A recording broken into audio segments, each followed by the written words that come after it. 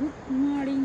आज चाहिँ साँच्चीकै पाहाडतिरको मान्छेलाई इलामेवासीलाई चाहिँ विशेष गुड मर्निङ भएको छ। घाम लागेको देख्यो भने बर्खामा हामीलाई कति खुसी हुन्छ किनभने थाहै छ तपाईँहरूलाई इलाममा कोर भएको घटनाहरू। योपालि पनि पानी यति धेरै परिरहेको थियो, त्यही भएर हामीलाई पानी आउने बित्तिकै त्यही याद आइहाल्यो क्या। अब फेरि बाढी आउला, पहिरो आउला, मानवीय क्षति होला, धनजनको क्षति होला भन्ने कति पिर थियो। यो घाम लागेको देखेर मलाई साह्रै खुसी लागेको छ, हामी सबैलाई खुसी लागेको छ।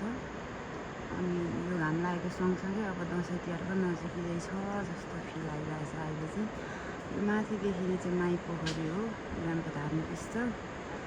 यहाँनिर ठ्याक्कै यो सल्लाहहरू हो, यो सल्लाहहरूको पछाडिपट्टि चाहिँ पोखरी छ। अनि यहाँ काम भयो, यो हल्का यता सेतो सेतो जस्तो देखिँदैछ हो, तिनीहरू चाहिँ रोड हो। दिपलाटेदेखि यता माई पोखरी देउराली आउने रोड यो हो। पहिले हामी सानो हुँदाखेरि त साथीहरू पनि धेरैजना हुन्थ्यौँ, अनि सबै प्रायः गाडीहरू त्यस्तो धेरै चल्थेन, अनि हिँडेरै जान्थ्यौँ क्या। यहाँनिर नयाँ वर्षहरूतिर भयो, एकादशीहरूतिर बिहानै हिँडेर जानु पनि 3 घन्टा जति कति लाग्थ्यो।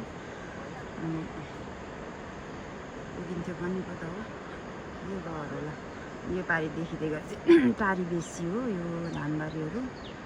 यही हो ठुलो धानबारी देखिने फोटो भिडियोहरूतिर। अनि यो रातो घरको पछाडि उतापट्टि चाहिँ टारी मेला लाग्ने ठाउँ छ अरे। म चाहिँ कति वर्ष भयो टारी मेला लागेको, एकपल्ट पनि गएको छैन। यसपालि पनि जाम भनेको। टारी मेला लाग्ने दिनमा चाहिँ मेरो सुँगुर ब्याएर मैले घरमै बस्नु पर्यो।